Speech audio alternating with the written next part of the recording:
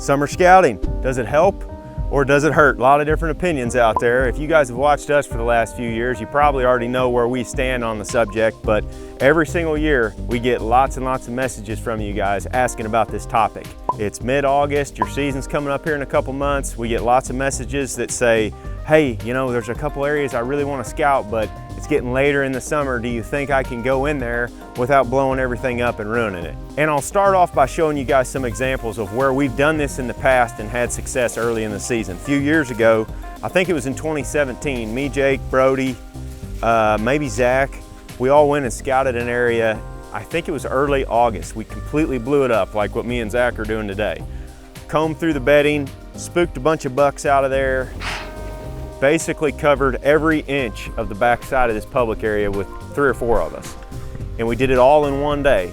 We found a bunch of good setups, found beds. Like I said, we spooked bucks, and then we left, we got out of there, and we did not go back there until bow season opened. And Brody and Jake actually went in there while me and Zach were down the road hunting a different piece. Brody and Jake went in there, set up, I think it was like October 7th. I might be wrong on the date, but it's somewhere around early October. Well, it's October 4th and me and Jake are ready to head in and do kind of an observation set. We don't have tags yet, so we're just gonna go in, set up kind of over this valley with some CRP grass, set up there and observe it for tonight. Zach and Aaron are actually kind of in a similar spot as we are. They're just back in the woods a little bit on a place we scouted earlier this summer. Like I said, we're gonna set up and do kind of an observation set over this big valley.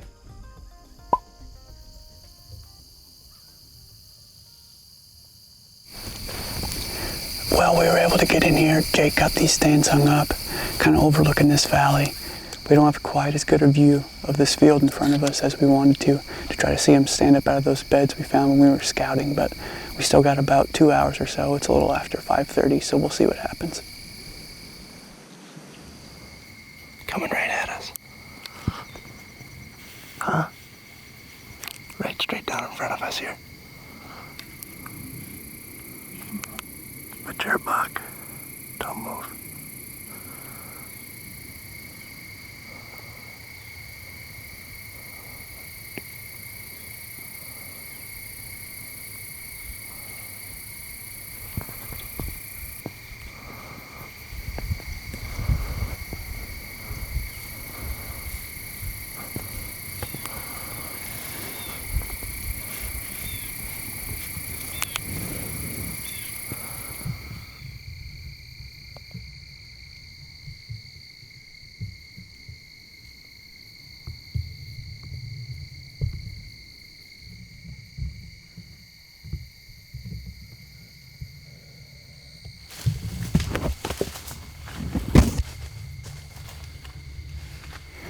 Well, it's a little after 6:30 now, and when we got done with that first interview that we did, Jake looked up and saw a buck clear across this open field here.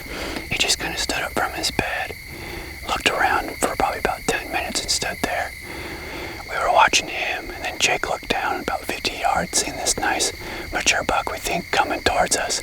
He just kept getting closer and closer, and pretty soon he was right down here, probably about 5 yards from us, just walked right underneath the tree and then stood back here for a while. And I think he knew we didn't have a tag in our pocket. Neither me nor Jake have a tag yet. And before we left, Aaron said, what's gonna happen is you guys are gonna sit there and a big buck's gonna walk by and you won't have a tag. And that's exactly what happened. He stood here for a while, and as he was standing here, a raccoon came in and was milling around below the tree.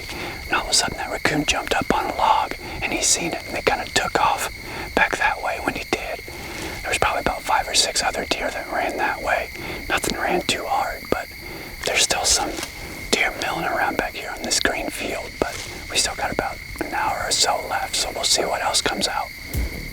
They made a setup in there and they had a huge buck come right out of that bedding area, walk right underneath them. Saw a bunch of other bucks standing up out in the bedding that we blew up in the middle of August.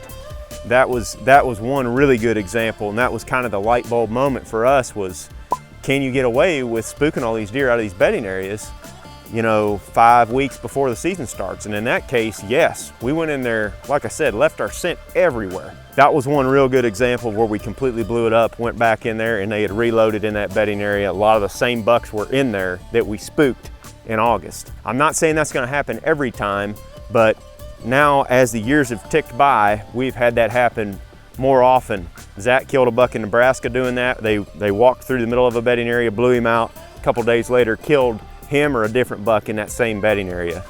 This morning, Brody and I are in a tree stand, and that's a little bit different than what we've been doing. We're in this little patch of trees, almost more of a thicket with some cottonwoods in it. That's really close to the road. And the reason that we're in here is because a few days ago, we tried a little wind bump in here. We originally thought there might just be a few does in here, but then once I got in here and was kind of walking through it, found a bunch of buck beds, and I actually jumped a really nice buck, about 100 yards that direction. I think these bucks are bedding in this little pocket quite a bit. There's all kinds of rubs in here. I jumped a spike as well on the other side of this thicket. There's all kinds of trails going through the middle of it. It's so thick in here, I don't think a lot of people are hunting it, but it seems like one of those little overlooked places where a buck can go and feel safe. Obviously, a big one was because he was bedded in here a few days ago. Most of the deer coming back to bed have been getting back pretty late. It's kind of the pattern we've been seeing. Deer are on their feet a lot longer in the mornings when it's cooler. Brody and I just got down, and this morning was pretty eventful. We saw a doe and a spike. We did see 2 of the deer that I jumped out of here last time. But I think we're gonna hunt this, like I said, at least one more time. We're not really affecting anything by blowing the wind that we're blowing, and we've got that for the next 3 days, I think. They're never even gonna know we're coming and going because this stuff's so thick in here. So you can tell I'm down at ground level. This stuff is taller than my head. So when a deer's down in there, they can't see anything. So we should be able to sneak right up out of here without anything, knowing that we're coming and going. And I think this spot might be the spot where we end up shooting a deer. I don't know, what do you think? I think that spot worked tonight, so I think maybe we should go back there. Yeah, I think we check the wind first to be sure. Yeah. As long as it's straight west, we're good. If not, then I think we gotta just wing it and go the other spot. But as of right now, I'm thinking that same thing. Yeah.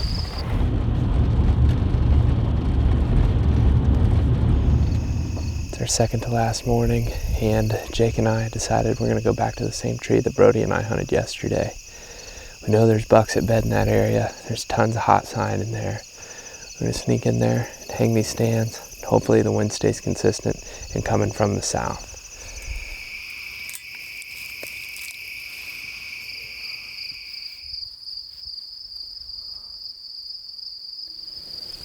Jake and I are back in the same stand that Brody and I hunted yesterday morning. We're definitely in a buck bedding area. There's no doubt about it. I jumped a big buck out of here a couple days ago. This morning in the dark, there's a deer that came in underneath of us. Must have heard us and started blowing. But that was probably an hour before daylight. Since then, we've heard several other deer come into this bedding area, but we haven't seen them yet. You just can't see very far in this stuff. I feel like I just heard something moving around over there again. Yep. There's a tree shaking over there. Just to the left of that cottonwood. Do you see it? It's definitely a buck, dude. It's shaking that tree. Do you see him? He's coming right towards us.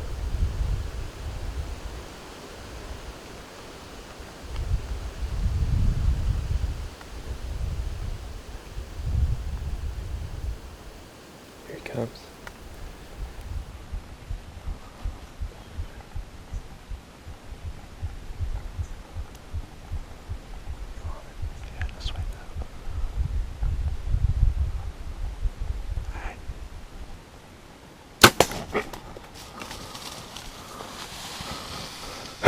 Keep getting to the end.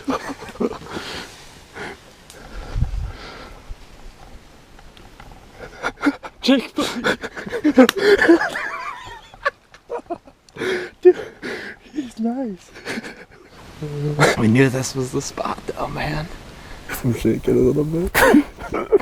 Dude, did you hear me about lose it when I saw him? Like I had to Going through out there. I had to really calm down. Definitely not the highest stand I've ever shot. Probably the lowest tree stand I've ever shot a buck out of.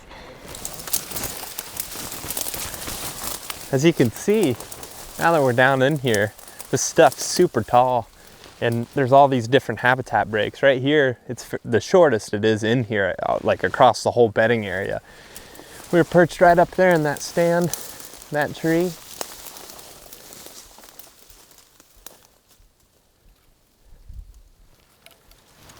Shot him like right here. It rises up right here, so you're even almost at eye level with these deer. Right back there is the stand, and we're about 25, 30 yards from it. Right here is a bed. Been talking about it the whole time we've been hunting back here. This is their bedding area. I truly feel like these deer are milling around within this little pocket during daylight a lot more than they would out in fields or up in these sand hills. To catch a buck in daylight, you've got a lot better odds if you're right in the bedding area. It's obviously an aggressive sit, but if you're on a trip in a new spot or you've got a lot of different public land places to hunt in your area, definitely key in on these areas and just keep bouncing around, keep the pressure low.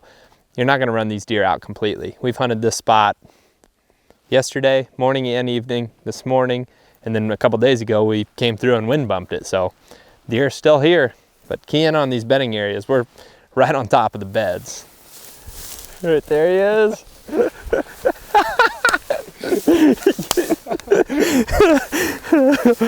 Oh man, that is awesome. Holy cow. We came in here a few days ago with the idea of wind bumping a spot real quick before we went out for an evening hunt. And I was blowing my scent with a south wind right into that bedding area, and Jake and Brody were on the other side set up for a shot. We've wind bumped in the past, which is basically just letting our scent drift through a bedding area, alerting the deer enough to get them up out of their bed and hopefully slip out the back door. When I got to the far corner of this bedding area, I jumped a nice buck, and he ran right over those hills that you can see behind me, and Jake and Brody didn't see him. I think there's a chance that it was this specific buck, but once I jumped that deer, I went back and I looked at the bed, looked where he could see from there. I looked at a number of different beds in this area. I knew based off of the buck sign that I saw in this area that we needed to get back in here and hunt. And the only way we figured we could do it, since it's so thick, was to bring a stand in and get to a spot that was open enough for a shot. They walked through the middle of a bedding area, blew him out. A couple days later, killed him or a different buck in that same bedding area. And we have lots more examples of it, but I guess I should backtrack a little bit and talk about the pros and the cons of summer scouting. We obviously like doing it. I mean, we're out here doing it right now, but some of the arguments against summer scouting are that you're gonna go in, you're gonna put too much pressure on the deer, it's gonna alter their patterns close to season, and then it's gonna make them harder to kill during the fall. And I guess I could kind of see that if you were hunting like a small private piece of property or a small piece of public land where you only had one bedding area and it was real sensitive, like if you spook them out of there and they go a couple hundred yards, they're gonna be off the property where you can't hunt them. I could see not going in there in that scenario, but ultimately if you don't know the property and you don't know how to get in and out without being detected, you don't do any boots on the ground scouting, you're gonna be at a disadvantage, especially if you go in there for a morning hunt in the dark or something. You don't know what you're getting into. You don't know where you can traverse through the landscape safely without the deer even seeing you. So I could see where maybe you'd be a little bit more conservative in that scenario. A lot of the people that are saying summer scouting isn't that important to kind of leave your deer alone are folks that are hunting private land tracts, that are watching bucks in a soybean field or something like that. And in most of those cases, they already know their farms really well. They've hunted them for years. They've already done their scouting during shed season. They know how to get in and out. So if they have all of that intel, yeah, you don't need to go in there and blow them out for no reason. But if you don't have all that intel, which is usually us in our case, because we hunt public land where the variables are always changing, my vote is to get in there and scout and figure out what the heck's going on. That's more important than anything else.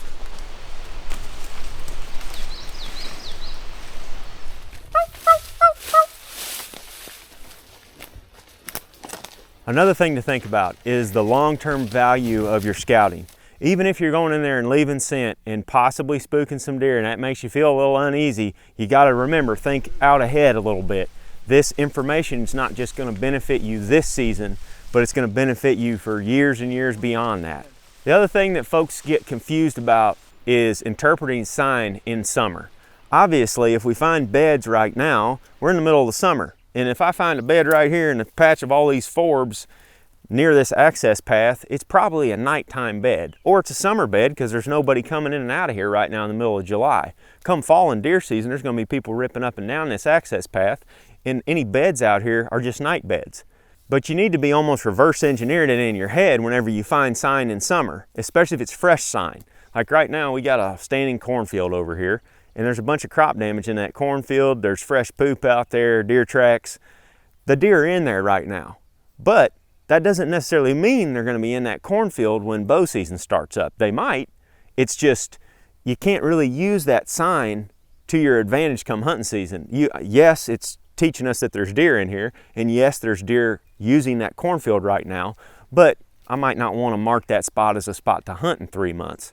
So as we're scouting along, we're trying to think about how this is going to look and how it's going to change between now and fall. I can give you a couple more examples. Rubs is something that we see a lot, and that me and Zach have already ran into a bunch of old ones today that were probably made in the last couple years during the rut or whenever.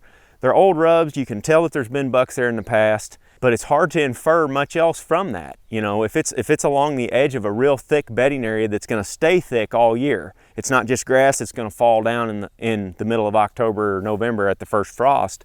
But if there's rubs along the edge of that bedding area, that could mean that that's a rut travel route where bucks are scent checking those for does. Another thing that we used to overlook, but we pay a lot more attention to now, is licking branches and scrapes, even in the middle of the summer. They may not actively be pawing the ground right now, but they'll still use these licking branches with velvet on. If you watch deer a lot in the summer when they come out in the edges of these fields and stuff, watch them real close. They'll go up to those licking branches and check them. I don't know what kind of scent they're leaving there. That's a question for Bronson and those guys down at MSU. I don't know. All I know is that they use those licking branches all the time. We've seen on numerous occasions where bucks will use those licking branches this time of year. Fast forward 3 months and into the beginning of the rut, there's still bucks using those licking branches, except their testosterone is peaked and they're starting to scrape more aggressively underneath of them. So whenever you find one of those, I mean, we ran across one of them 30 minutes ago on the edge of one of these access paths. We're dropping pins on those, and we're trying to remember where those are at come hunting season, because if we're trying to hunt scrapes in late October and we revisit 25 of those licking branches that we found in July, there's a pretty good chance some of those scrapes are going to be opened up, and that's going to give us, you know, that good recent intel that we're needing to make decisions during hunting season. The last question that we get is, how close up to season can you get away with scouting this type of stuff? I don't really know the answer to that. I mean, I think that's probably all going to depend on your individual situation and the nature of which you spook the deer out of the bedding area. The closest that we've got up to it has ranged anywhere from 3 months all the way up to a few days. Me and Gooch spooked a buck out of his bed, you know, back in 2020. The next morning we killed him 300 yards from there. So I would err on the side of getting the information more than anything. Every time I've went out scouting, even if I didn't learn a lot, I still learned a little bit that helped me down the road in some way, shape, or form. It might have helped me write that area off completely. It might have gave me a little bit of a couple nuggets of intel that would eventually lead to an encounter or a kill later on. Regardless, I think if you got the time to get out and scout in some capacity, you need to be doing it, because it's almost always beneficial in some way. But what if I spook a deer? Don't be afraid of spooking deer. I mean, that's what so many people, including myself, I used to just stay out. Everybody's saying to stay out on all the videos I'm watching, all the articles I'm reading, keep the pressure off. And I think a lot of people, you know, they get it mentally in their head where it's like they find reasons not to go to the woods. And I think in a lot of situations that's a mistake, because if you don't have all the information, then you will make mistakes come deer season. When you're going in there down in these woods at 3 o'clock in the morning and you're trying to navigate in the back door of a bedding area where you need to be super precise on your setup, and you have never walked through there because you're afraid of spooking deer out, well, what's more likely to happen is you're going to spook them out during your hunt, which is not when you want it to happen. That's when you want to be surgical and sneak in there and get set up and get a shot at one. So I would definitely scout if you got the time. That's what we're going to do today, at least while it's cool. It's going to be like 100 degrees in the next few days, so I might be in the AC then. But anyway, hopefully a few of those tips helped y'all out. Me and Zach are going to continue perusing around this cornfield and see what we can come up with.